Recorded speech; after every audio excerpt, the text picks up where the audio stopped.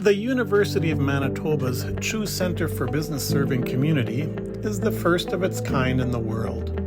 This video describes the center's threefold vision and ideas about how to put it into practice. The vision of the center is to become a nationally recognized research center focused on improving the understanding and practice of fully harnessing the power of business models to enhance social impact and foster community, care, and compassion.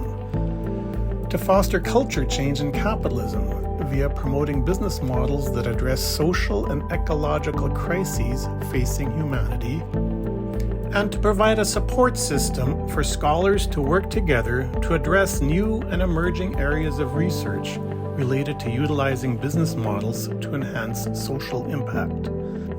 Perhaps the most noteworthy feature of the vision is its boldness. The center supports multidisciplinary research that addresses the social and ecological crises facing humanity by promoting business models that foster culture change in capitalism. This vision recognizes that, as a central institution in our world, business must and will play a key role in addressing society's major challenges, some of which business as usual has contributed to. For example, some research suggests that in 2018, the world's 1,200 largest businesses created $5 trillion of negative ecological externalities, an amount 50% greater than 5 years earlier and greater than all their profits combined.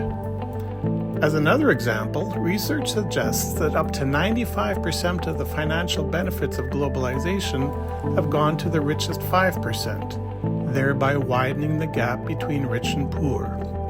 In short, we need to change the way we do business if we are to address the world's social and ecological crises.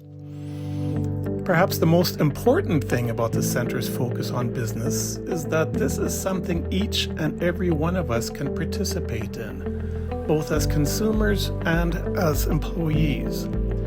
This is an important source of hope in a world where many people feel powerless. For example, customers can choose to use their purchasing dollars to support businesses that treat people and the planet with dignity. And employees can treat not only their owners and customers with dignity and compassion, but also their suppliers and competitors, and their neighbors and future generations. And they can ensure that their business offers goods and services that are truly good and that truly serve our community. To help to examine what business serving community looks like in practice, the center is fortunate to have a data set that already has interviews from over 100 organizations. Here's a peek at how such businesses operate vis-a-vis three dimensions of human flourishing: economic, political, and social. First, businesses that serve community are motivated to ensure that everyone has enough, rather than being motivated by getting as much as they can. For example, of the businesses serving community we studied, 57% have an expressive rather than an instrumental view of money.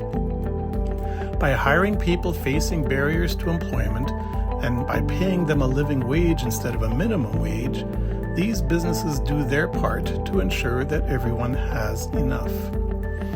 This is consistent with research that says that 33% of investors already willingly choose to seek to optimize social and ecological well-being rather than trying to get as much as they can. In contrast, research shows that materialism makes people less happy and that consumerism has contributed greatly to ecological waste. We would all do well to think about how much is enough. Second, most businesses who serve community seek to ensure that everyone has voice, especially those living on the margins. In addition to hiring people facing multiple barriers to employment, they emphasize things like participative management, cooperative business models, and truly listening to and empowering the community. They also deliberately seek and support suppliers who foster social and ecological well-being, who serve the local community.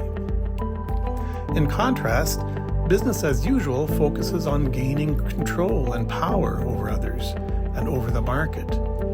Unfortunately, when business has the lion's share of the power, that means others are relatively powerless.